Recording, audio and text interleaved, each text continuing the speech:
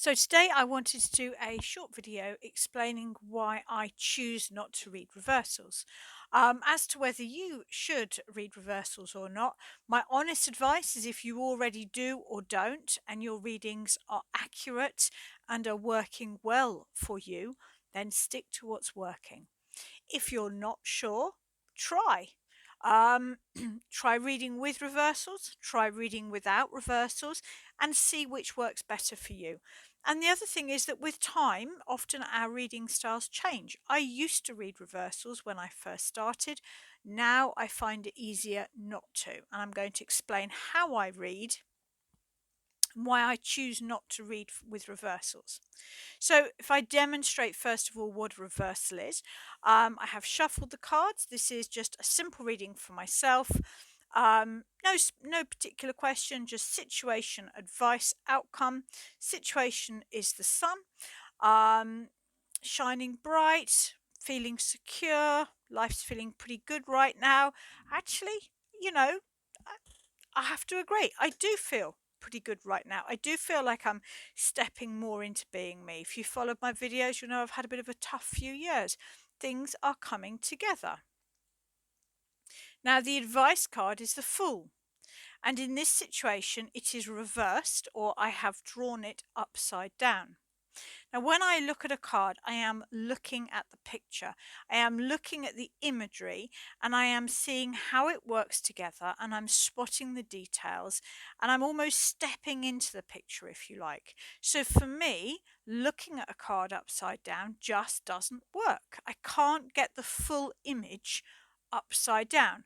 I can if I try, just like if I really wanted to read a book upside down, I could do it, but it's slower and it would probably give me a headache after a while.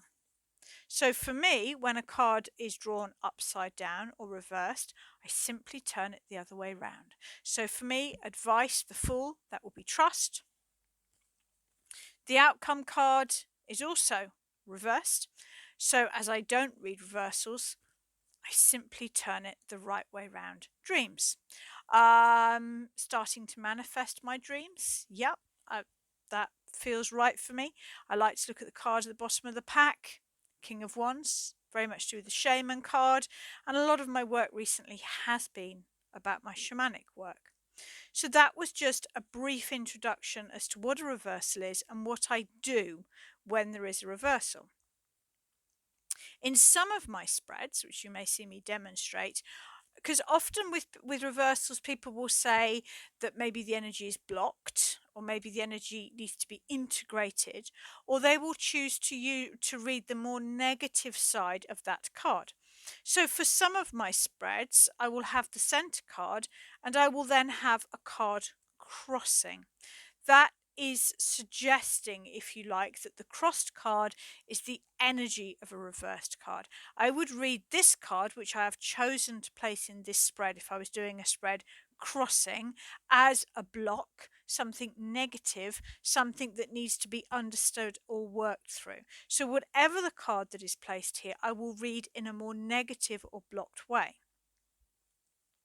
In a more general spread, rather than reading cards that are the right way up or upside down, I look at the story, the narrative between the cards. And for example, the Tower. If we just have the Tower, that is, the tower itself represents a structure that has made you feel safe in the past, but is now restricting you.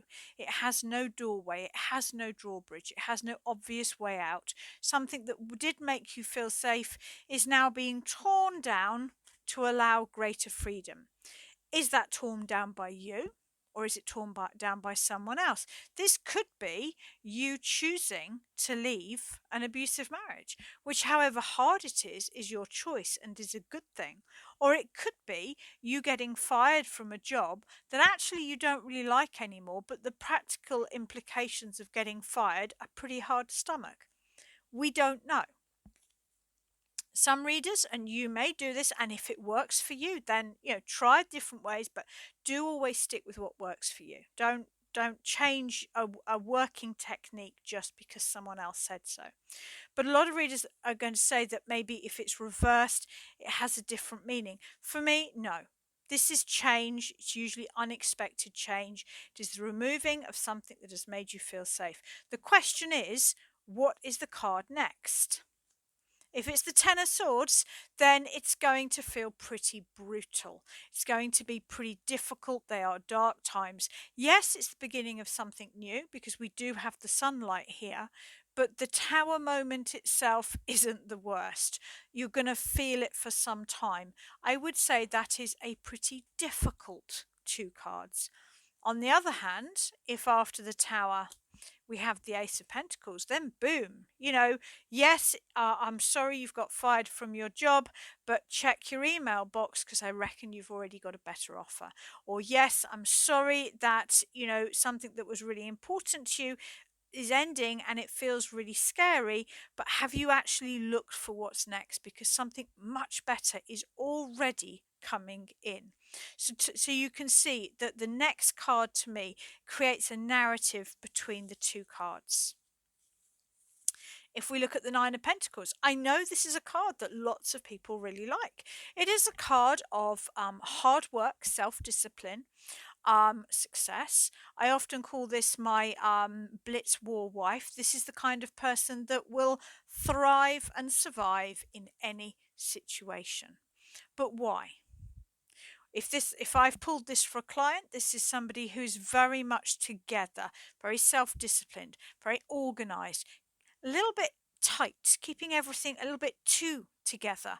Why is my client doing that? That is the question that I am asking. If it's for the Six of Wands, then I would say that my client is doing this because they want to be successful, because they are moving into a successful period of their life, probably connected to work. So I would say, brilliant, keep going. Success is imminent. Obviously, this will be part of a larger spread. But if you've got the Six of Wands following the Nine of Pentacles, it's suggesting that the self-discipline is leading to a goal that is important to you. On the other hand, if you've got the Nine of Pentacles and then the Devil, then I would say you are being self-disciplined because you feel you have to, not because you want to. You are, to me, then actually, again, I really need to see other cards, but it feels more like someone who is treading on eggshells. Someone who is double thinking, overthinking everything, being uber self disciplined because they are scared of the consequences. And you can see how the energy changes by the cards around. I'm just doing pairs of cards here. My normal reading is 3 cards. That's 3 cards and then the card at the bottom of the pack. And the addition of every card colours the cards slightly different. So this is quite a polarized example, just to sort of really explain why I don't feel that I need reversals, because I can get enough of a accurate reading by finding how the cards communicate together. Two of Swords.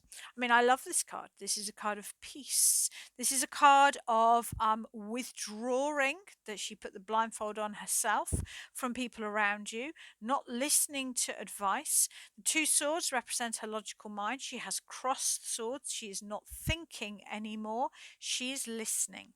She's listening to the ocean. She's listening to the moon. She's really connecting to her intuition, her psychic, her soul, whatever you want to call it. She's pressed pause on the world and she is listening to the sound of her own heart now. Why?